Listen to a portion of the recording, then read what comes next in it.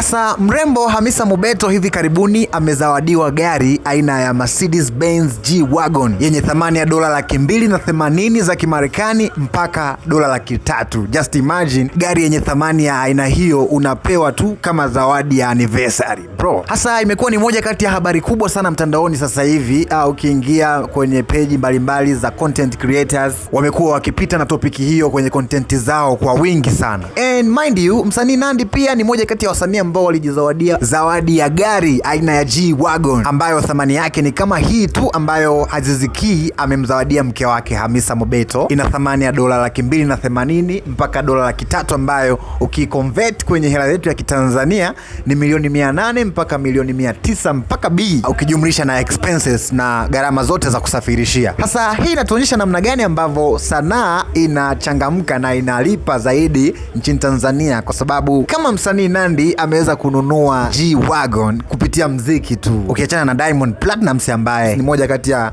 wasanii ambao walishawahi kununua magari yenye thamani ya bilioni 1 kwenda mbele, lakini tunamuona Diamond Platnumz licha ya usanii ni mwekezaji lakini pia ni mfanyabiashara, tofauti na kwa Nandy pamoja na Aziz Ki ambao kipato chao kwa asilimia kubwa kinatokana na career zao, yani namaanisha talenti zao. That means hii ni ishara kubwa ya mafanikio kwa tasnia, lakini pia kwa kiwanda cha sanaa kwa ujumla. Fani ya mpira, fani ya muziki, tunaona namna gani ambavyo vina generate mkwanja wa kutosha, watu wanaweza kumiliki magorofa, watu wanakuwa mabilionea and stuff like that. That's a big move.